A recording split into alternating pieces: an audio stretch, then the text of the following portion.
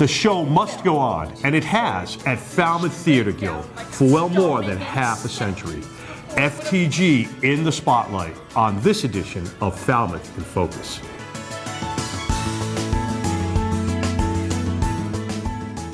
Hello and welcome. This is Falmouth in Focus.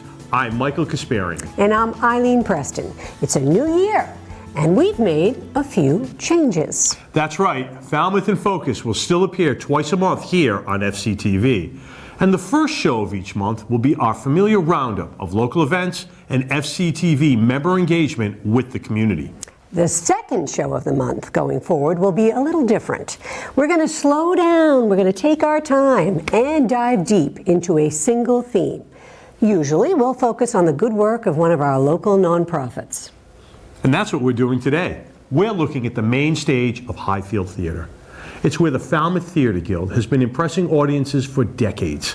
The FTG is entering its 67th year in Falmouth, with the exception of the 2020 COVID year, and it has put on a selection of shows every season for our town to enjoy. And not just to enjoy passively from the seats. Over the years, FTG has given countless residents of Falmouth and beyond the chance to get their hands into the craft of making theater. Including, I'm told, one Eileen Preston. Yeah, you're right. You know, I have trod the boards a couple of times at FTG. I love it. Yeah. The Guild is gearing up for its next season with a production of Picasso at the Lapin Agile. How's your French, Eileen? Well, I'm on day 286 of Duolingo, but who's counting? So I know this much. Lapin is rabbit in French. Good luck with the rest of it. And the play is actually about a bar/cafe set in France, Paris, that you can still go to today that Picasso used to frequent. Wonderful. Yeah. He didn't cut his ear off there, did he? No, you got the wrong guy. Oh, do I? I got the wrong guy? Our history will be next. We've got a little preview now and a look at FTG's broader mission. I have been thinking about sex all day. Picasso at the Lapin Agile is like an absurdist episode of Cheers. It's a joke, you know, it's Picasso and Einstein walk into a bar. You can't just insult someone right out of the blue. But I'm French. We are set in Paris in 1904. It is known that Picasso, the painter, and Einstein both frequented Paris around this time, but in this show, they are smashed together in a fictional bar and kind of their personalities bounce off each other, kind of like a fictional meeting of the minds. Mine touches the heart. Mine touches the head. Mine will change the future. And mine won't.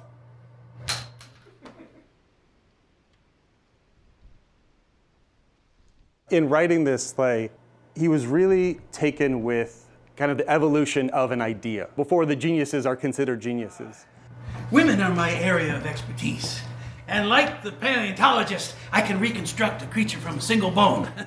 This play touches on so many different subjects: business, love, genius, art, sex even.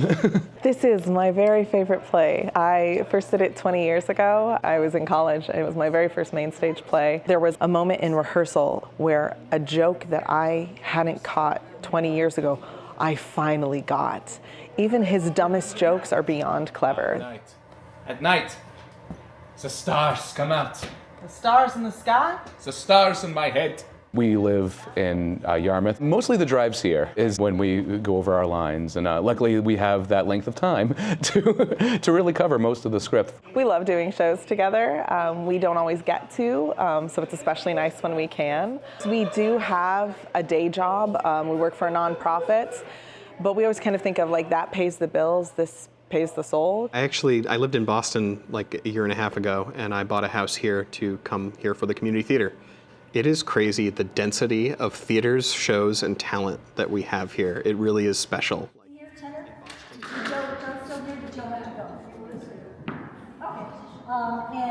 John Jackson, who's not here today. I didn't know Earl is ever. Whistle Down the Wind is a show that's not well known, but everyone should come see. Beautiful music. We have a great range of ages to perform. It's a big show. It's all music. It's an Andrew Lloyd Webber musical. It has a full pit, but also a rock element. because much of the music was written by Jim Steinman, who was the musical composer for Meatloaf and Bonnie Tyler. We took a little bit of a leap this year. We came off a commercially very successful season, and we felt that the community would trust us to stretch a little bit and do some different things. The theater community of Cape Cod is quite vast. There's a lot of talent within Cape Cod. You're going to have a lot of those like top tier performers. Those are the ones that have gotten cast in so many different things. So they've gotten really good. And then you've also got a lot of actors who are just starting, like are kids, right? And people who have just gotten into retirement and thought, maybe, you know what, I'd like to try acting. And I've seen those, they're fantastic. So we see people of all these different levels of experience, and what I like about FTG is that it's really a home for all of those different levels of experience. We tried to have at least one show that has big ensembles hopefully with children and maybe even their parents and make it more of a family experience and environment. And I've worked with several actors who I can go back through the archives and I can see pictures of them as in grade school in productions back in the 90s, and they're well into their 30s.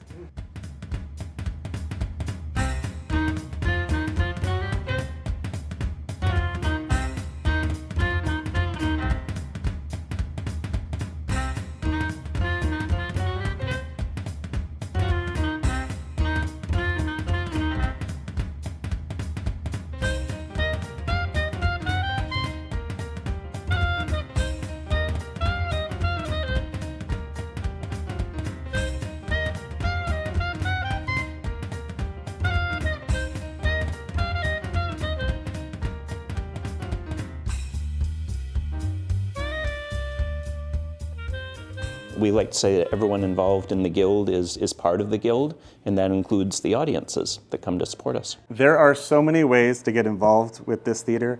If you just want to usher, every Saturday morning we have our work day where you can come here and help build a set, help hang lights, paint the set, do all sorts of little things to help our shows along in their progress. There are a number of people that come here every Saturday who are the best. You just get sucked in, Yeah, like the you rest said. is history.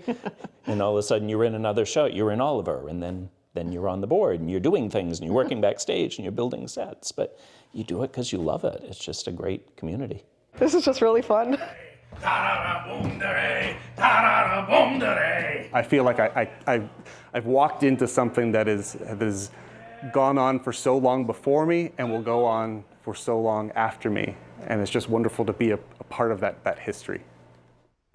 I think that looks amazing. I can't wait to go. January 24th is the opening night. I agree. It does look amazing. And are you going to be there on opening night? I'll try to get there if I can, yeah. If not, I'm definitely going to see the show, that's for sure. I'll definitely see the show, too. That was just, wow. It looks like that production is going to just be wonderful with a lot of familiar faces up there on the stage. You're right. Yeah. There's a bit of a thoughtful footnote to this story. FTG is an amazing community, and just as communities have their highs, they sometimes have their moments of lows and sadness. The Guild is dedicating this season to one of their beloved members who passed away last year.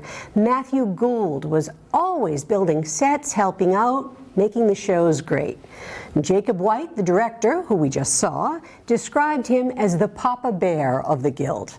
He's survived by his spouse, the Mama Bear, Davian Gould, who is every bit as active with the Guild and is considered a treasure by all the members. Yeah, absolutely, a true treasure. And I remember when my kids were small, Davian doing acting classes and doing things with them. So we wish her all the best and the whole troupe this season going forward. Well, we hope you've enjoyed this new approach to Falmouth in Focus. We're looking forward to bringing you more in-depth profiles in the months to come. Thank you for watching. I'm Eileen Preston. And I'm Michael Kasparian. Until next time, we'll see you around town.